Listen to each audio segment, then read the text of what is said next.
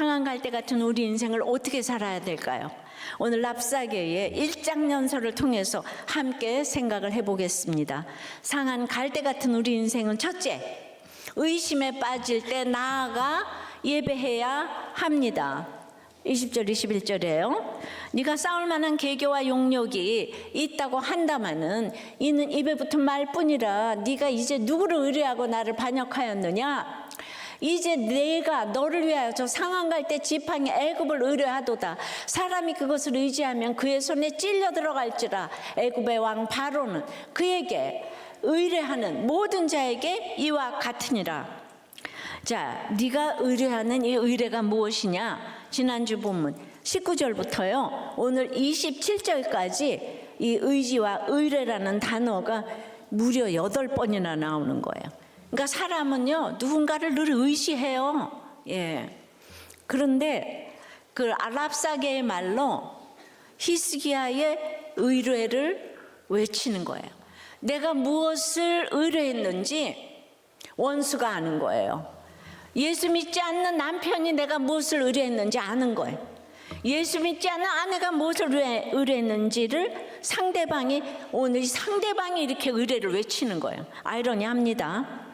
아버지 아스의 악함으로 히스기야를 깨어있게 하시더니 개혁을 해도 아수르가 쳐들어오고 계속 의뢰할 수밖에 없게 하시고 의지할 수밖에 없게 하시는 것이 히스기야로서는 그것이 가장 믿을 만한 환경이 되게 하신 거예요. 이게 구속사죠. 그런 히스기야가 이사야를 좋아하고 그의 말씀을 좋아할 수밖에 없게 하신 거예요. 그러니까 오늘 좁은 길, 조롱이 또 시작되는 거죠. 19절에 네 의뢰가 무엇이냐고 아수르 왕 사네립의 질문을 히스기야에게 그 부하인 랍사게가 대신 전하고 이제 그의 말이 계속 이어집니다. 네가 싸울 만한 계교와 용력이 있다고 한다마는 그래요. 그냥 아픈 곳을 딱 꼬집는 거예요. 네가 나를 배반해서 작전도 짜고 군사력도 키우면 될 줄 알았지? 예, 이거는 이제 입에 붙은 말뿐이라는 거예요. 그러니까 우리가 식구들에게 입만 살아가지고 이런 얘기 많이 듣죠. 예, 똑같아요. 빈말. 예. 그러면서 이번에는 누굴 믿고 덤비는 거야? 예, 그러더니 히스기야 대신 답까지 해주는데요. 애굽을 믿는구나. 그래요. 실제로 히스기야는 하나님을 의뢰하지만 애굽의 힘을 기대했어요. 애굽이 반아수르 동맹의 뒷배였거든요. 이스라엘, 유다, 아람, 블레셋 등 아수르와 애굽 사이에 있던 작은 나라들을 앞세워서 아수르가 애굽까지 공격하는 것을 막으려고 했어요. 그러나 애굽이 눈치가 구단이거든요. 오래 살아남은 비결이 있지 않았겠어요? 작은 나라들을 뒤에서 그렇게 조종해서 아수르에 반대하게 만들어 놓고는 정작 아수르가 침략을 하자 입을 싹 씻었어요. 예. 그러니까 도와주겠다는 약속을 대체 언제 했냐 할 정도로 애굽에 처박혀서 이제 나오지를 않아요. 여러분, 누가 우리를 도와주겠습니까? 예. 요즘에 보니까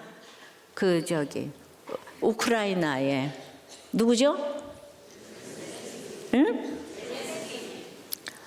네, 그렇다고 치고 네, 트럼프하고 정상회담에서 완전히 결렬이 됐어요. 예, 이 세상에 누가 나를 도와주겠어요? 근데 이제 그 젤렌스키가 원하는 것은 이제 안보잖아요, 그죠? 보장을 하라. 예. 그런데 그게 얼마나 큰 일인 줄 아세요? 예. 그러니까 우리가 그 70년 전에 말이죠. 국민소득이 35불 할 때 제일 가난한 나라 가나의 두 번째, 세계 최고로 두 번째로 못 사는 35불인데 미국 보고 우리를 그냥 안전 보장을 해달라고 그러니까 미국이 해주겠어요? 예, 절대로 안 해주죠. 근데 그냥 이승만이 워낙에가 프린스턴에 하버드에 박사 석사 다 했으니까 그 잘하는 영어로 좌우지간에 이거를 받아내기 위해서 거제에 포로 수용소들을 막 다 석방을 했어요. 막 미국이 놀라 자빠라지도록. 그래서 사실 이승만을 제거하려고 했는데 어쨌든 그걸 받아냈어요. 안보를, 한미 안보를 받아낸 게 얼마나 큰 일인지 여러분들은 상상을 못할 거야. 이 세상에서 제일 부자 나라가 제일 가난한 나라를 뒷배를 딱 봐주겠다고 이런 거예요. 그 전에 우리나라 전쟁 나라인 거 알죠? 예, 병자호란, 중국이 쳐들어오고 일본이 쳐들어오고 임진왜란, 병자호란, 러일 전쟁, 무슨 전쟁, 그 다음에 그냥 동학형, 한국 국내에서도 전쟁, 밖에서도 전쟁. 그랬는데 지금 70년 동안 전쟁이 없어요. 왜냐하면 너무너무 대단한 강한 나라가 우리를 딱 붙잡아 주는 거예요. 그러니까 트럼프가 그 광물 협정, 우리를 자기 미국의 이익을 위해서 지금 이제 정상회담을 하는데 자꾸 젤렌스키는 그냥 그 안보 협정을 그걸 해달라는 거예요. 그게 얼마나 그거 이제 미국으로서는 70년 동안 돌아버리는 협정이에요. 예. 그런데 거기가 믿는 나라잖아요. 약속을 지키는 거예요. 제일 가난한 나라. 그런데 불행 중 다행히 한국이 똘똘해가지고 원조 받은 값을 하는 거예요. 그러니까 이랬는데 두 번 다시 안 해주는 거예요. 예, 이거 어떻게 해주겠어? 그러니까 내가 대단한 나라가 나의 뒷배가 돼준다 그래 함부로 쳐들어오지 못하잖아요. 그러니까 실제적으로 70년 동안 전쟁이 없었기 때문에 한국의 국력이 올라간 거예요. 알았어요? 그러니까 젤렌스키가 저러고 가는데 남의 나라 얘기 같지가 않아가지고 안 됐다 생각하는데, 그게 다른 나라 같으면은 약속하고 막 안 지키겠지만 기독교 나라니까 어쩌고 저쩌고 해도 상원 하원에서 다 들고 일어나서 약속은 지켜야 된다 그러는 게 기독교 나라예요. 아셨어요? 예.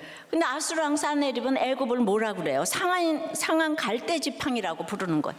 지팡이는 지팡이인데 지팡이가 아니라는 거예요. 재료가 참나무가 아니라 갈대이고요. 갈대인 것도 기가 막힌데 갈대가 상했대요. 부러졌다는 거예요. 쓸 수 없는 지팡이라는 거예요. 뒤에서 뒷배가 되어줄 것처럼 하다가 싹 숨어버린 애굽이 딱 상한 갈대 지팡이라는 거예요. 근데 요새 미국에다 중국이 뭐라 그러냐면 한국은 옛날부터 우리 속국이었다 이러잖아요. 예. 그러니까 믿음이 없는 사람은요 다 이렇게 이용해 먹으려고 하잖아. 물론 뭐 미국도 그러겠죠. 근데 이게 믿음이 들어간 거하고 아닌 거하고는 하늘과 땅 차이인데, 그러니까 성경을 보면 국제 정세도 이렇게 보이는 거예요. 근데 사실 이건 애굽의 문제가 아니라 유다의 문제인 거예요. 유다는 애굽을 향해 사실 너무나 미운 정 고운 정 다 들었어요. 그렇게 괴롭혀서 겨우 도망 나왔는데 몸에 밴 애굽의 습성이 없어지지를 않아요. 중국의 사대주의 뭐 이런 거 안 없어져요. 우리 늘 청나라에 조공바치고 그랬죠. 그러니까 이제 이스라엘 유다 사람도 그냥 늘 그리운 곳, 돌아가고 싶은 곳, 기대고 싶은 곳이, 노예 노릇을 했지만 400년 동안 거기가 잘 살았잖아요. 예. 안 되는 줄 알면서도 끊지 못하는 곳이 곧 애굽이었어요. 하지만은 유다가 이렇게 달라붙으니까 매력이 하나도 없는 거예요. 반면 애굽은 연애 고수예요. 밀당을 기가 막히게 합니다. 잘 필 듯 잡힐 듯 기대하게 하지만 절대 잡히지 않아요. 도와줄 듯 하면서 절대 안 도와주는 거예요.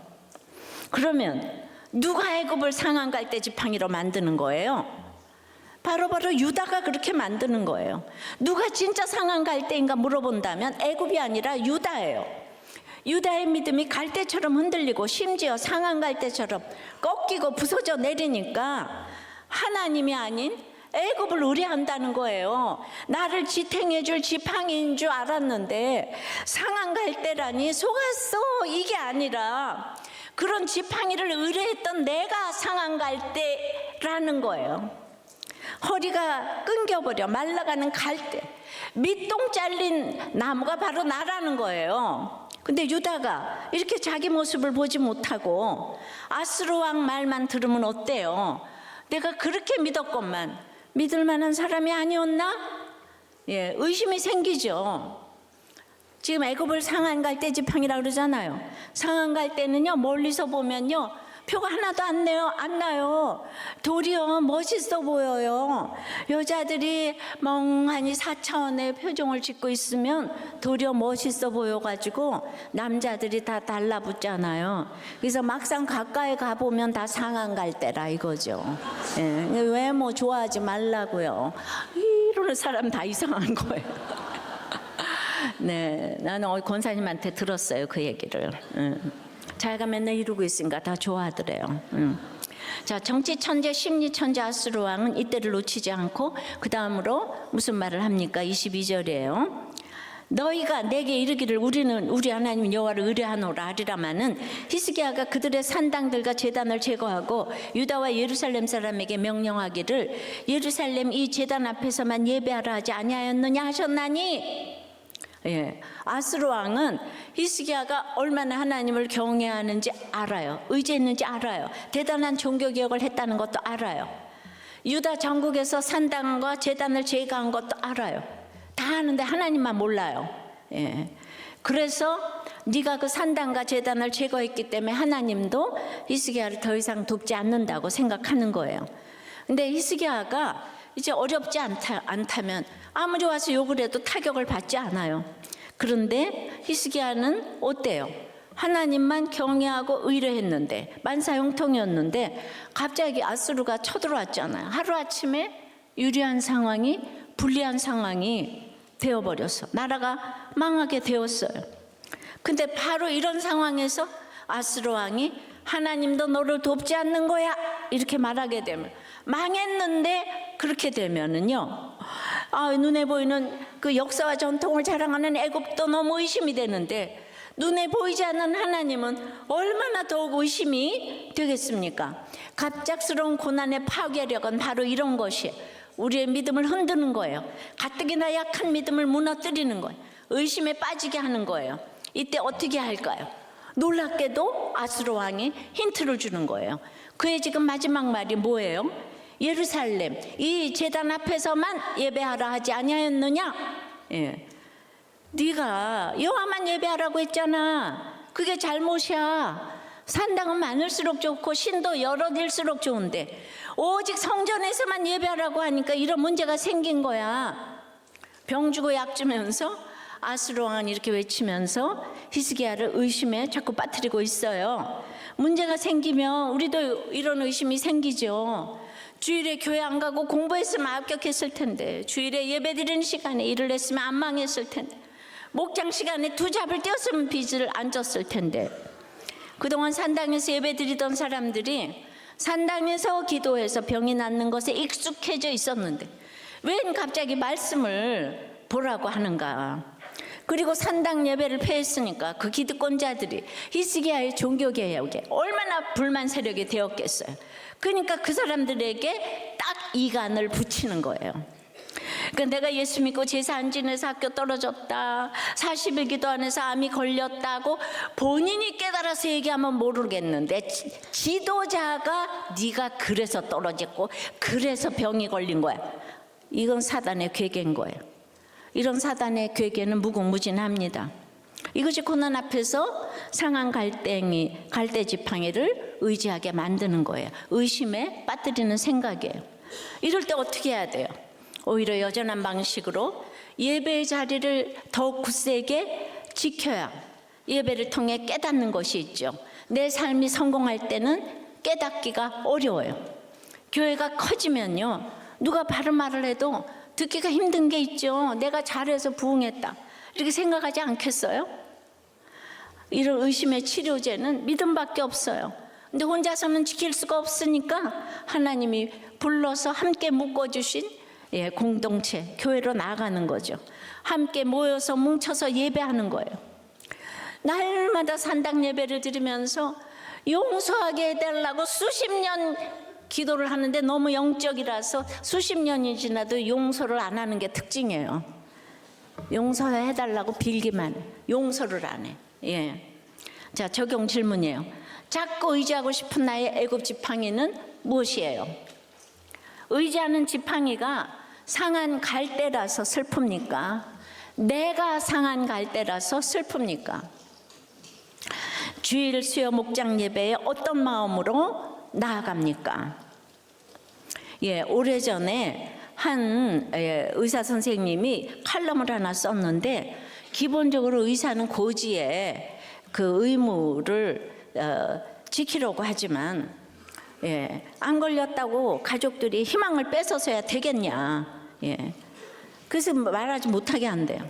그럼 폐암 환자가 폐렴으로 요즘 약 타먹고 있다고 말하다가 갑자기 죽는 경우가 생긴다는 거죠. 근데 환자에게 알렸더니만 너무 절망에 빠져가지고 자살이라도 하게 되면 또 의사는 그 죄책감에서 벗어날 수가 없다는 거예요. 그래도 이분은 알려야 된다고 생각을 했대요. 4살짜리 소년이 이제 와서 이런저런 하다가 척추 결핵으로 병명이 나왔는데, 이거는 이제 꼽추가 되는 병인데, 등뼈에 척추 결핵 부위를 수술로 긁어내고 결핵 치료를 하면 등이 굽지 않고 치유될 수 있으니까 식구들에게 수술 동의를 구했다는 거예요. 그런데 거기 부모 외에 그 신도들이 같이 따라와 있었는데, 이 수술을 하려면 수혈을 해야 되냐고. 그래야 된다. 절대로 안 된다. 근데 수술을 수혈을 하지 않고 마취를 하면 환자의 생명이 위험하고, 수술을 하지 않으면은 등이 굽은 장애를 가지고 평생을 살아요 하니까 부모가 조금 흔들리는 듯 했는데, 같이 온 신도들이 펄펄 뛰니까 절대 수혈할 수 없다고. 그러니까 결국은 퇴원시키겠다고. 부모도 아이가 죽어도 좋으니까 수혈은 안 된다고. 그래서 의사가 수혈하지 않고 수술하겠다 약속을 하고 수술 일정을 잡았다는 거예요. 수술하는 날도 다 와가지고 수술하면 안 돼요. 다들 다짐을 다 받았대요. 그래서 알았다고 수술방에 들어오자마자 수혈을 하고, 이제 무사히 전신마취 수술을 받아서 그 혈액대금은 항생제 주사대금으로 딱 바꿔놓은 다음에, 그러니까 이제 이 고지 의무를 위반한 이 사건에서 큰 보람을 느꼈는데, 교리 안에 있는 그들은 이미 고지 사실에 대한 판단력을 상실한 상태였다 이래요. 그러니까 그들이 종교의 이름을 빙자하고 있잖아요. 요즘 극우라는 표현을 참 많이 써요. 그런데 극자가 들어가면 항상 폭력이 동반된 비상식을 말하는 것 같아요. 근데 이 부모는 이단이잖아요. 이러면 극우라고 그러지 않겠어요? 근데 다 같이 기독교라고 한단 말이죠. 그러니까 이 보수 진보 그러는데, 제가 말하는 보수는요, 국민의힘을 말하는 게 아니고, 지금까지 내려온 가장 좋은 거를 다 합친 걸 전 보수라 그래요. 복음적이고요. 복음적인 것은 상식적이고 긍정적이고 합리적이고 가정 정서와 말씀 묵상이 핵심 가치고요. 남녀가 질서의 역할에 순종하는 거예요. 여자의 머리는 남자고 남자의 머리는 그리스도고, 여자 남방시로 가정을 사랑하고 창조 질서를 어지럽히지 않고 나라를 사랑하는 것을 말합니다. 이게 자유인 거예요. 그러니까 이쪽 저쪽 다 욕을 삼가고 비난을 좀 삼갔으면 좋겠는데, 좀 이제 좀 안 그랬으면 좋겠다는 생각이 들어요. 예수 믿는 사람은 예수 믿는 사람답게 얘기를 해야 된다고 생각합니다. 자, 상한 갈대 같은 우리 인생은 첫째 뭐예요? 의심에 빠질 때 나아가서 예배를 해야 되는 거예요. 두 번째는 절망에 빠질 때 엎드려 기도해야 되는 거예요. 23절 4절입니다. 청하건대 이제 너는 내주 아스로왕과 내기하라. 네가 만일 말을 탈 사람을 낼 수 있다면 나는 네게 말 2,000마리를 주리라. 네가 어찌 내 주의 신하 중 지극히 작은 지휘관 한 사람인들 물리치며 애굽을 의뢰하고 그 병거와 기병을 얻을 듯하냐. 랍사게는 이제 사네립 왕의 말로 유다 백성을 의심에 빠뜨렸다고 생각했어요. 그래서 이제는 자기 목소리를 냅니다. 무슨 목소리요? 조롱의 목소리. 청하건대 플리즈 이렇게 시작하지만 사실은 놀려요. 내기하재요. 내기 상품은 말이 1,000마리예요. 조건은 뭐예요? 말 탈 사람. 무슨 말이에요? 말 탈 사람 한 사람도 낼 수 없다는 거예요. 예. 이게 다가 아니에요. 예. 그러니까 아수르 군대의 초급 장교 한 사람도 히스기야의 모든 군대는 물리칠 수가 없다는 거예요. 예, 물리치다는 얼굴을 돌리게 하다인데 유다 군대를 다 동원해도 아수르 군대의 소위 한 명 고개도 까딱하게 할 수 없다는 거. 엄청난 모욕입니다. 완전 무시해요. 근데 이것도 끝이 아니에요. 25절입니다.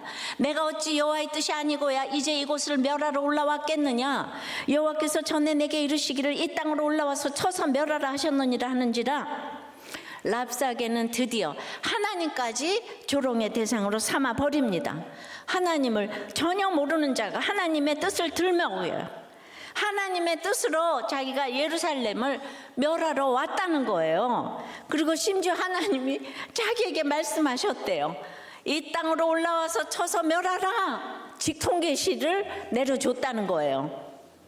랍사게의 이 말은 사실 히스기야나 유다 백성에겐 훨씬 더 심각하게 들린 거예요. 왜냐하면 아하스 왕 때부터 이사야 선지자가 계속 경고했거든요. 아수르를 보내 심판하시겠다고요. 근데 안 듣죠. 예, 비록 설마 그러시겠어? 여기 예루살렘 성전이 있는데 여기 예수 믿는 사람이 몇 명인데 전쟁이 나겠어? 이러는 거예요. 예. 그래서 이제 다들 귀를 기울여 회개하진 않았지만은 알고는 있었다는 거예요. 여러분도 말씀이 안 들려도 머리로는 알고 있었다는 거예요. 구속사가 들리지는 않아도 알고 있었다는 거죠. 근데 진짜로 아수르 군대가 예루살렘을 포위했단 말이죠. 예. 근데 그 지휘관이 하나님이 자기에게 말씀하셨다고 하니까 예루살렘을 쳐서 멸하라고 말씀하셨다니까 이 직통계시 받은 이런 아수르 같은 지도자가 곳곳에 항상 있어요. 히스기야와 유다 백성은 경악했을 거예요. 진짜인가 보다. 하나님이 진짜 히스기야를 망하고 아수르를 세웠나 보다. 깊은 절망에 빠질 수 있죠. 이것이 사탄의 전략이에요. 호시탐탐 우리를 삼키려고 해요. 믿음을 흔들어요. 의심은 물음표잖아요. 틀릴 기회도 있지만 맞출 기회도 있어요. 하여튼 사단은 의심을 넘어 절망에 빠뜨리려고 합니다. 절망은 근데 마침표잖아요. 하나님 버리셨다. 더 이상 희망이 없다. 그렇게 끝이에요. 일어서려 하지 않아요. 어디로 가든지 형통했던 그 유리한 상황도, 준비하고 대비했던 군사력도, 애굽의 도움을 기대하고 바라던 외교도 세계 최강 아수르 앞에서는 입에 붙은 말에 불과했어요. 의심을 넘어 좌절과 절망에 빠질 수밖에 없는 처지가 되었어요. 그런데 히스기야가 이 의뢰인 하나님을 최후의 보루처럼 믿고 있을지도 모르잖아요. 그러니까 랍사게는 이제 마지막 하나 남은 이 의뢰를 부셔버리려고 지금 너에게 마지막 하나 남은 의뢰인 그 하나님도 이제 너희를 버렸다. 그러니까 다 포기해라. 그러니까 사탄은 의심과 절망으로 욥을 삼키면서 그 정점이 욥의 아내의 입술을 통해서 나온 말이잖아요. 하나님을 욕하고 죽으라. 죽음이에요. 의심에 빠졌다고 예배의 자리에 나오지 않으면 점점 더 깊은 의심의 늪으로 빠져들다가 결국 절망에 잠겨요. 절망은 끝이에요. 죽음이에요. 죽고 싶다는 생각은 사탄의 유혹이에요. 절대로 들으면 안 돼요. 우리는 자동적으로 기대가 생기고 욕심이 발동하고 야망이 나오는 존재예요. 전자동 오토매틱이에요. 상황이 다르고 정도가 다를 뿐 있는 건 똑같아요. 문제는 그 대상입니다. 하나님만을 기대하고 하나님만을 사랑하고 하나님만을 원한다면 무슨 문제가 있겠습니까? 그러나 하나님 아닌 것들을 기대하고 탐내고 바라니까 문제가 되는 것이죠. 세상에는 우리 기대와 욕심과 야망을 채워줄 수 있는 것이 없기 때문이에요. 잠깐은 만족시켜주죠. 그러나 언제 사라져도 이상할 게 없는 게 돈, 쾌락, 권력, 인기, 명예예요. 그러니 하나님을 떠난 기대나 욕심이나 야망은 반드시 절망으로 끝날 수밖에 없습니다. 하나님을 믿지 않는 인생은 실제로 죽음으로 끝나잖아요. 그런데 그 이단들, 다들 하나님 믿는다고 그러지 않겠어요? 수혈을 안 하는 게 복 받는 비결이라고 생각하잖아요. 정말로 상한 갈 때요, 밑동 잘린 남은 거예요. 말라 죽을 날만을 기다리는 고달픈 인생이에요. 그런데 왜 성도에게도 절망의 사건과 시험이 올까요? 왜 하나님은 우리를 절망에 빠지게 하는 세상의 조롱을 허락하실까요? 정말 멸하려는 뜻일까요? 절대로 아니에요. 하나님은 멸하기로 하셨다가도 우리를 불쌍히 여기셔서 뜻을 돌이키시는 분이세요. 구원하기로 작정하셨다가 뜻을 돌이키는 경우는 없어요. 성경에 한 번도 없어요. 사울 왕을 패하신 것도 구원을 약속하셨다가 멸하신 게 아니죠. 계속 경고하시는데도 사울이 돌이키지 않자 심판하신 거예요. 하지만 출애굽 때 이스라엘 금송아지 사건이나 이 북이스라엘의 아합이나 므낫세, 또 남유다의 므낫세의 경우만 봐도 하나님은 멸하기로 하셨다가도 그들을 불쌍히 여기셔서 살려주시잖아요. 지금 이렇게 예루살렘을 포위하고 있는 아수르 군대도 그래요. 불과 60년 전에 아수르 수도 니느웨에는 어떤 선지자가 가서 외쳤죠? 요나 선지자요. 요나 선지자는 거기 넘어가기 싫어가지고 그냥 대충 가서 외쳤는데도 니느웨의 회개운동이 일어났단 말이죠. 그랬더니 뜻을 돌이키셔서 니느웨를 살려주셨어요. 아수르 군대가 사실 하나님의 은혜의 최대 수혜자 중 하나인 거예요. 그런데 단 2세대 지나서 이렇게 하나님을 모를 뿐만 아니라 대적하고 심지어 모욕하는 악인으로 원위치 되어서 나타난 겁니다. 그래서 우리가 정말로 깨닫고 기억해야 될 것은 지금 내가 처한 형편이 아니에요. 내 형편이 살만한 환경인지 살 수 없는 환경인지는 사실 큰 문제가 아니에요. 제일 중요한 것은 나를 택하시고 구원해 가시는 하나님께서 어떤 형편에서도 나를 붙들고 계시다는 사실이에요. 나를 부르신 뜻을 절대로 후회하지도 바꾸지도 않으시는 하나님을 믿으면 일이 일비하지 않을 수 있습니다.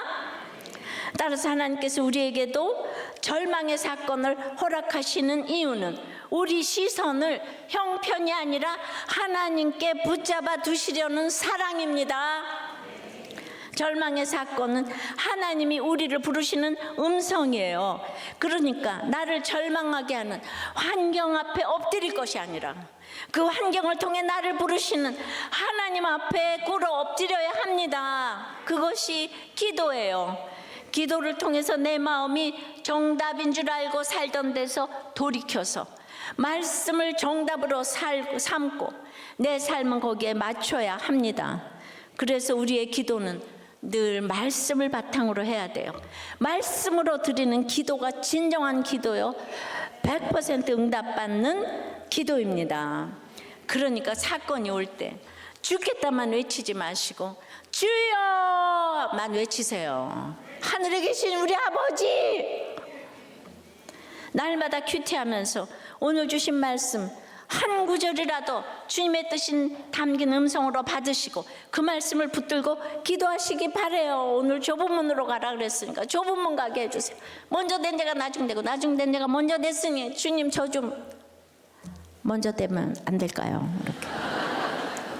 그러니까 오늘 말씀 큐티 말씀으로 어떤 절망도 왔던 길로 떠나갈 줄 믿습니다. 적용 질문이에요. 조롱과 무시를 받는 사건이 왔습니까? 그래서 너무 화가 납니까? 아니면 너무 절망합니까? 절망의 사건 가운데 환경 앞에 엎드려 있습니까? 하나님 앞에 엎드려 있습니까? 이번 한 주 어떤 기도를 드리겠습니까?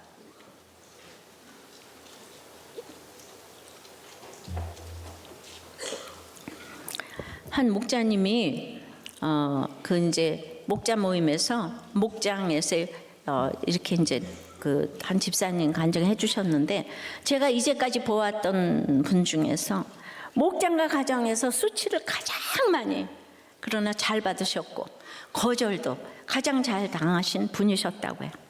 예. 처음 목장에서 뵙게 되었을 때 이미 폐암말기 진단을 받으시고 이제 항암제 방사선 치료를 받으시는데 목장 나눔을 통해서 본인의 죄를 점잖게 고백하시면은 그냥 곧이어 부인 집사님이 남편에 대한 성령의 고발을 그냥 착착 해주시면은 예. 너무 온유하고 겸손한 분인 줄 알았는데 가족에게 폭군으로 군림하시던 집사님의 흑역사를 듣고는 모두가 놀라워했다는 거예요. 그런데 이 집사님은 진짜 다 의식하지 못했는지 본인의 머리를 막 싸매면서 내가 정말 그랬냐고 놀라워하셨대. 분을 내며 반박하실 만한데도 일체 변명 저항 없이 자신의 죄를 인정하셨다는 거예요. 예, 그리고 이제 그 다음 주에 목장 처방대로 자신의 죄를 회개하고 가족에게 구체적인 사과를 하는 적용을 하셨답니다. 예, 그런데도 그 집사님이 늘 가슴 아파하신 것은 아픈 둘째 아들이 아무리 사과를 해도 쇠약해질 대로 쇠약해진 집사님에게 그렇게 이제 적대감을 나타냈다는 거예요.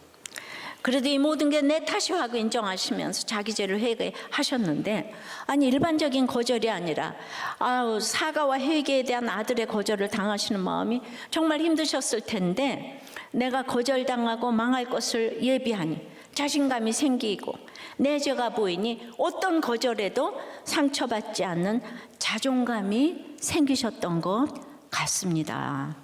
그래서 그냥 임종 예배 때 성령님이 자신을 천국으로 불러주셨다고 이제 구원의 사명이 완수되어서 하나님이 천국 본향으로 불러주신 것이고 그래서 이제 그 목표를 이루시면서 우리가 천국 가는 것이 우리 인생 최대의 목표인데 그 목표를 이루시는 모습을 잘 보여주시고 그 임종 예배에 참석한 모두에게 너무 큰 은혜를 끼치셨다는 거예요.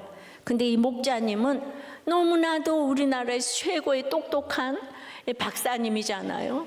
의사 선생님이고 그런데 저는 그 집사님이 너무도 부럽습니다 이렇게 썼어요. 이 똑똑해서 되는 게 아니에요. 너무도 부럽습니다. 여러분도 부러운가요? 별로 아멘이 안 나오네. 부러워야 돼, 그죠? 자, 상한 갈 때 같은 우리 인생은 첫째 의심에 빠질 때 뭐라고요? 나아가 예배해야 돼요. 둘째, 의심이 절망으로 바뀌어서 빠질 때는 엎드려 이 말씀으로 기도를 해야 돼요. 그래도 셋째는 피하고 싶어. 의심, 절망 다 피하고 싶어. 그러면 함께 공동체에서 나누어야 되는 거예요. 56절입니다. 힐기야의 아들 엘리야긴과 셈나와 요아가 랍사게에게 이르되 우리가 알아듣겠사오니 청하건대 아람말로 당신의 종들에게 말씀하시고 이제 성유에 있는 백성이 듣는 데서 유다말로 우리에게 말씀하지 마옵소서. 한마디로 히스기야의 장관 세 사람은 그 의심에 빠뜨리는 산헤립의 교묘한 설득과 절망에 빠뜨리는 랍사게의 치명적 놀림을 들었어요. 그런데 반응이 어때요?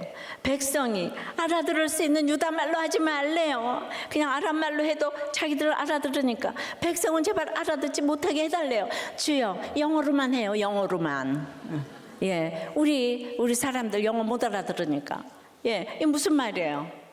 상한 갈대인데 상한 갈대라는 말을 하지 말라는 거예요. 이미 죽게 되었는데 왜 굳이 죽을 것이라는 말을 해서 살 소망마저 끊어놓느냐는 것이죠. 좋은 말만 들려주자. 잠깐이라도 걱정과 두려움을 덜어주자. 다 인본적인 생각을 하죠. 자, 엘리야긴과 셈나와 요한은 당시 최고 엘리트잖아요. 근데 그 생각이 이래요. 이들이야말로 히스기야의 개혁의 주요가 아니었겠어요? 히스기야의 오른팔과 왼팔이 되어서 그가 시키는 대로, 아니 시키지 않아도 낯빛만 보고도 눈빛만 보고도 그 마음을 읽어서 그가 원하는 대로 척척 일을 처리해 주었을 거예요. 최고로 인정받는 능력자들이었을 것입니다. 물론 엄청난 수고도 했겠죠. 하지만 히스기야의 개혁이 성공한 개혁이었기에 어디로 가든지 형통하는 그 형통의 열매도 가장 많이 받았을 거예요. 그야말로 성공의 아이콘 국민 영웅이었을 것입니다. 그런데 이 사람들이 눈앞에 닥친 문제를 직면하지 못해요. 나라가 곧 망하게 되었어요. 개혁의 열매로 모았던 것도 이미 다 날아갔어요. 허리가 땡강 끊긴 갈대요. 윗동이 싹둑 잘린 나무인데 그 모습을 참아보질 못해요. 그렇다는 말도 듣기 싫어요. 내가 듣는 건 그나마 나아요. 그런데 백성이 듣는 건 참을 수가 없어. 왜죠? 수치스럽기 때문에. 자기 명예가 무너지고 비난을 받는 일을 당할 수가 없어요. 그래서 쥐가 고양이가 쫓아오는데 구멍에 머리 쳐박고 있으면 돼요? 꼭 이래요. 그래서 이 요청을 들은 랍사게가 뭐라고 합니까? 27절에 랍사게가 그에게 이르되 내 주께서 내 주와 내게만 이 말을 하라고 나를 보내신 것이냐? 성 위에 많은 사람들도 너희와 함께 자기의 대변을 먹게 하고 자기의 소변을 마시게 하신 것이 아니냐고. 참 너무 아이러니합니다. 주님은 사람이 침묵하면 돌들이 소리 지르게 하시잖아요. 유다 최고 엘리트라는 사람들 수준이 이르니까 하나님은 할 수 없이 랍사게를 사용하셔서 들어야 할 말씀을 들려주시는 거예요. 너희들만 이 사태를 직면하면 되겠냐? 성위에 앉은 사람들도, 즉 아람말을 모르는 평범한 유다 백성들도 모두 너희와 함께 자신이 똥을 먹고 오줌을 마시게 되었다는 것을 알아야 하지 않겠냐? 응? 포위 공격을 당하면 먹을 게 없어서 아이까지 잡아먹는 일이 생겼었잖아요. 실제로 엘리사 때요, 사마리아에. 그러니까 대소변 이야기는 이제 예루살렘도 곧 그렇게 다 굶어 죽일 것이라는 예고예요. 가장 수치스럽고 가장 끔찍한 죽음을 당하게 되었다는 경고입니다. 랍사게는 이 경고의 메시지를 왜 지도자인 너희들만 듣고 다른 사람들 듣지 못하게 하려느냐고 다시 한번 놀리며 비꼬는 거예요. 하나님은 랍사게를 통해서 유대 지도자들의 문제를 정확히 드러내십니다.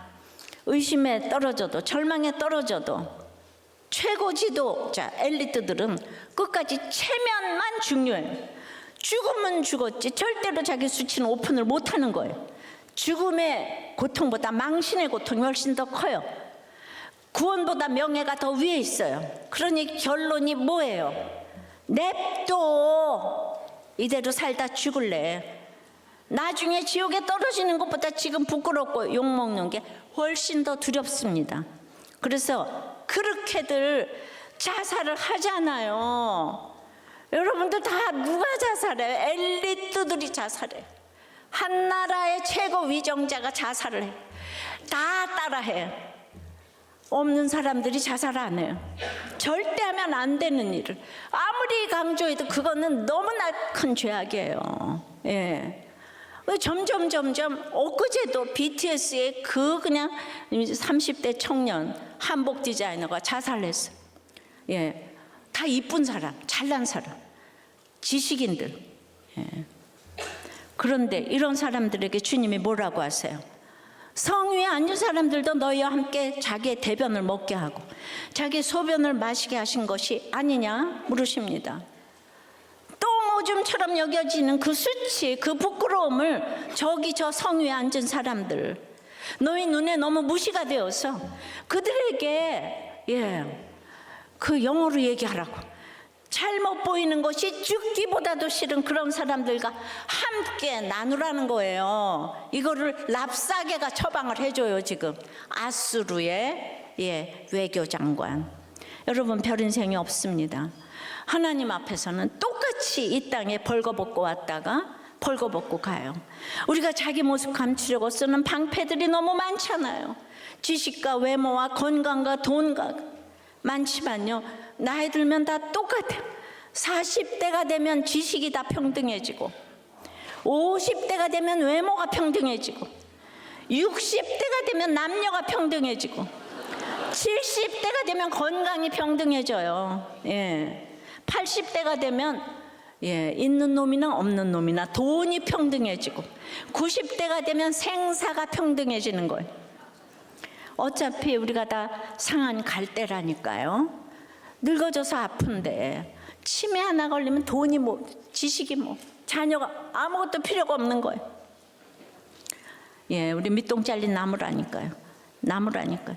지금은 내가 좀 특별한 것 같아서 수치가 드러나는 거 피하고 싶고, 내 약점을 감추고 싶고, 내 죄 고백하는 거 싫지만 그런 게 다 사실 지나가는 거예요. 계속 피하려고만 하다가 천국까지 피하면 되겠습니까? 천국을 못 가죠. 천국 가야죠. 주님 만나야죠. 천국이 상한 갈 때 유일한 소망인데요. 그럼 이 땅에서 상한 갈 때가 너무 감사한 거죠. 그래서 직면하기 싫고 피하고 싶은 일이 생길 때 도망가지 마시고 여기 성의 위에, 예배당 위에 앉아있는 믿음의 지체들과 함께 나누시기 바랍니다. 갈 때의 특징 중 하나가 군락을 이루고 있다는 거예요. 하나씩 뜯어보면 너무 가늘고 약하지만 무리로 모여있기 때문에 엄청난 생명력으로 살아남는 것이죠. 우리들 교회는 구조 자체가 나눌 수 있잖아요.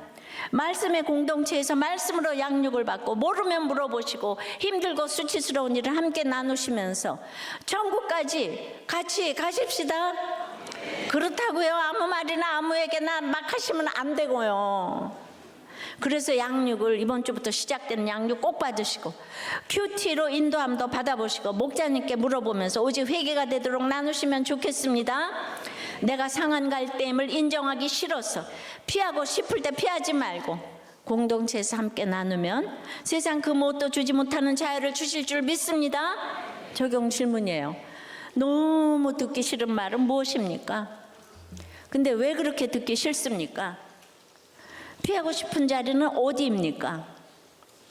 공동체에서 믿음으로 나누었더니 자유롭게 된 일이 있습니까?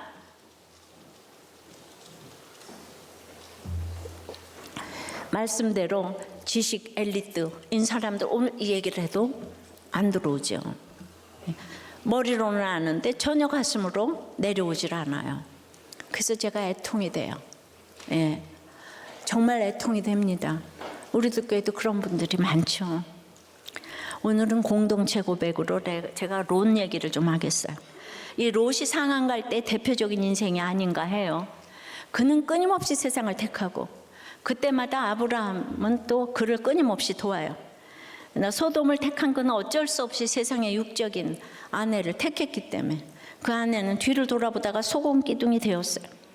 그 사위들도 롯의 말을 농담으로 여겼고 딸들도 그곳에서 살았으니까 거기를 소돔 고모라를 피해 나왔어도 세상의 도리를 쫓아 배필 사람이 없는 거를 걱정해서 아버지와 동침해서, 염려는 내가 하나님보다 더 높은 자리에 있는 거죠. 그러니까 교만한 거죠. 예, 하나님의 도리를 쫓는 걸 도무지 몰라요. 근데 왜 이런 롯을 아브라함에게 붙이셨을까요? 오늘 제일 중요한 얘기를 하는 거예요. 아브라함에게 롯의 시험을 준 것은 아브라함을 위해서예요. 이렇게 지겹게 힘들게 하는 사람이 없고서는 믿음의 일대가 형성되기가 힘들죠. 교회는 나가기는 나가는 것 같은데 도무지 믿음이 없는 것 같은 집이 바로 그래요. 고륙의 힘듦은 알만한 아브라함의 멍인 거예요. 없으면 좋을 사람, 내 재산 다 가지고 갔으면 됐지. 죽게 됐다고 하니까 또 생명을 내놓고 가서 도움을 줘야만 하는 식구, 친척. 예. 이게 그냥 이제는 마지막 심판이 오거나 말거나 해도 될 텐데 간절히 중보기도하는 아브라함을 보면서 이 롯이 바로 상한 갈대 같은 사람이 아닌가. 예. 근데 그가 망하는 것과 상관없이 나는 아브라함처럼 그가 바람에 꺾이지 않도록 손을 써야 한다는 말이에요. 가만히 내버려두어도 꺾이고 말 갈대를 꺾지 않는다 하면 버려두지 않고 손을 쓴다는 말이에요. 철사라도 갖다 대고 줄로 묶어 놓으면 상한 갈대라도 바람에 꺾어지지 않을 것이에요. 그럼 철사가 뭐예요? 상한 갈대 같은 나를 인식하고 상한 갈대 같은 사람을 위해서 엊그제 누가복음 큐티 본문 같이 두릅하고 이 공동체 간증이 걸음이 되어서 살려내는 거예요. 우리가 예배드리고 기도하고 공동체에서 나누는 것이 바로 두릅하고 걸음을 우리가 걸음이 되어서 살려내는 거예요. 그러나 우리는 품질 좋은 사람만 내 식구 하고 싶고 놀고 싶고 그렇죠. 그래서 어떻게 내려놓겠어요? 다들 잘 되는 것만 축복이라고 하잖아요. 애굽이 썩은 지팡인데 그걸 몰라요. 히스기야가 아버지에게 당하고 개혁하면서 당하고 산당 예배자들에게 당하고 앗수르에게 당하고 돈도 다 털리고 이러면서 성군이 되어간 거예요. 우리는 모든 식구들이 다 아파요. 아까도 우리 세례간증 했지만 조현병에 정신지체에 그러면은 이제 아파서 힘드니까 내 편에서 위로해주는 그 여자 남자를 밖에서 만나서 위로받아요? 그게 답입니까? 아니요. 어떤 환경에도 구원밖에 답이 없어요. 구원만이 답이에요. 하나님 다 하세요. 지난주 여전히 핍박하는 남편을 향해서 내가 얼마나 참고 살았는데 그러면서 고함치면서 쌍욕을 했대요. 시원하시겠습니다. 네. 그래도 이해가 막 되는 거예요. 나중된 자로서 먼저 되고 먼저 된 자로서 나중된 자도 있는데 좁은 길로 우리가 잘 가야 되지 않겠습니까? 환경이 아니고 구원이 답이에요. 상한 갈대 지팡이 밑동 잘린 나무기 때문에 짧은 인생인데 내가 구원을 얻었으면 여러분들 지금 식구들이 다 아파도 그냥 우리 교회 와서 나누면 최고의 로얄 패밀리인 줄 믿습니다. 근데 그게 자꾸 낫고 이러려고 하니까 인생이 힘들죠. 우리 장애아 가지고 있는 엄마 아빠가 얼마나 지금 천국을 누리는지 그 의사 부부 간증 들었잖아요. 그죠? 그러니까 다 없어질 것 가지고 그게 썩은 지팡이래잖아요. 상한 갈대 지팡이라잖아요. 아셨습니까? 이제 말씀을 맺어요. 상한 갈대 같은 저희들을 꺾지 않으시는 주님을 신뢰하여 신앙 고백으로 드리는 헌금을 흠양하여 주시옵소서. 이제 말씀대로 구별하여 드린 11조의 축복을 내려주셔서 창고에 쌓을 곳이 없도록 부어주시고 삶에서도 구별되게 살게 도와주시옵소서. 그리하여 사업과 회사와 공부와 프로젝트와 아이디어와 생명과 건강과 관계와 목장에 기름을 철철 부어 주시옵소서. 예수 그리스도 이름으로 기도드리옵나이다. 아멘.